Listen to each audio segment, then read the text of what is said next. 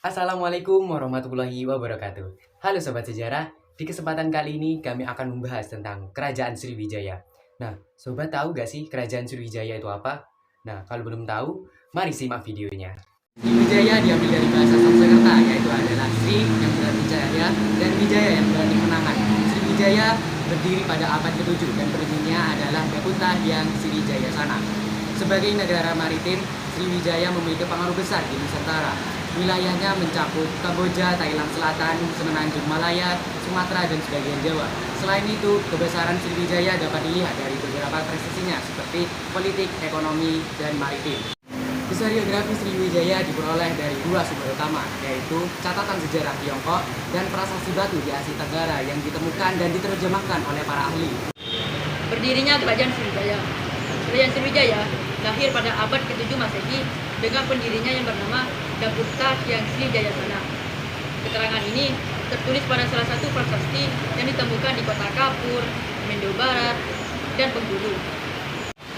Prasasti kedudukan bukit menyebutkan nama yaitu Dapunta Hyang, sedangkan prasasti Talang Tuo memperjelasnya dengan nama Dapunta Hyang Sri Jayasana. Kedua prasasti ini adalah penjelasan tertua mengenai seseorang yang dianggap sebagai pemimpin atau raja di Sriwijaya. Dalam prasasti kedudukan bukit diceritakan bahwa Dapunta Hyang mengadakan perjalanan dan memimpin 20.000 tentara dari Minanga, Tampuan ke Palembang, Jambi, dan Bengkulu. Dalam perjalanan tersebut, Dapunta Hyang berhasil menaklukkan kota-kota strategis untuk dijadikan perdagangan agar kota Sriwijaya menjadi makmur. Letak Kerajaan Sriwijaya. Letak pasti kerajaan ini masih banyak diperdebatkan. Namun, pendapat yang cukup populer adalah yang dikemukakan oleh G. Chavez pada tahun 1918 bahwa pusat dari Sriwijaya adalah Palembang. Sampai saat ini, Palembang masih menjadi pusat dari Kerajaan Sriwijaya. Beberapa ahli menyimpulkan bahwa Kerajaan Sriwijaya memiliki kebiasaan, yaitu berpindah-pindah pusat kekuasaan. Sebab para ahli menyimpulkan bahwa Sriwijaya berpusat di kota Kedah, kemudian berada di Muara Takus, hingga ada yang menyampaikannya di Jambi. Masa kejayaan Kerajaan Sriwijaya. Raja Balaputra Dewa, raja yang dianggap sebagai raja yang berhasil membawa Kerajaan Sriwijaya ini mencapai puncak kegemilangannya, yaitu pada abad ke-8 hingga abad ke-9. Namun, pada dasarnya Kerajaan Sriwijaya ini mencapai puncak kegemilangannya sampai pada generasi Sri Marawijaya. Kenapa seperti itu?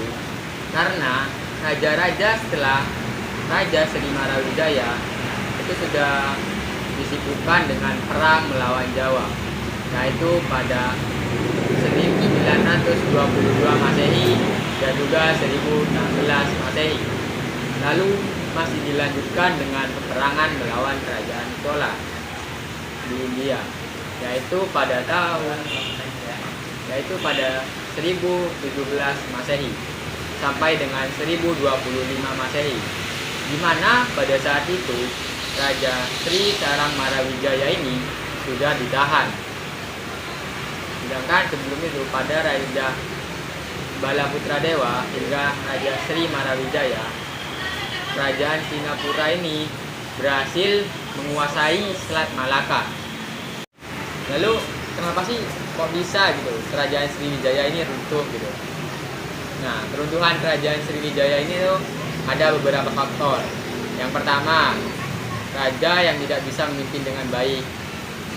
Lebih tepatnya setelah Raja Balaputra Dewa itu wafat pada 835 Masehi, hampir tidak ditemukan lagi raja-raja yang bisa memimpin dengan baik maupun bijaksana. Nah, dari situ juga secara perlahan kepercayaan masyarakat itu mulai menurun.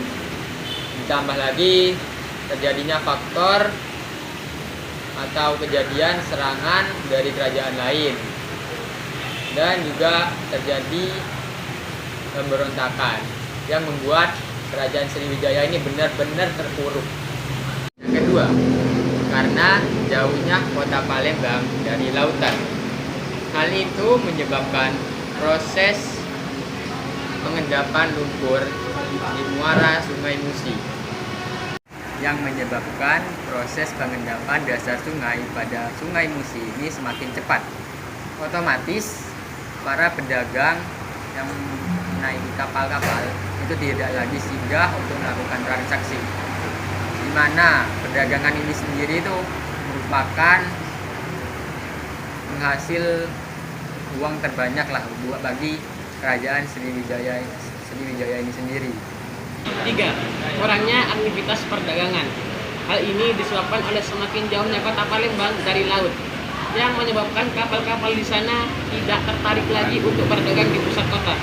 Hal ini sangat berpengaruh bagi kerajaan Sriwijaya, karena dengan faktor ini pendapatan kerajaan Sriwijaya semakin berkurang bahkan menurun. 4. Melemahnya sektor militer. Penyebab keruntuhan kerajaan Sriwijaya berikutnya adalah melemahnya sektor militer. Dengan melemahnya sektor militer, kerajaan Sriwijaya semakin mudah untuk dijajah.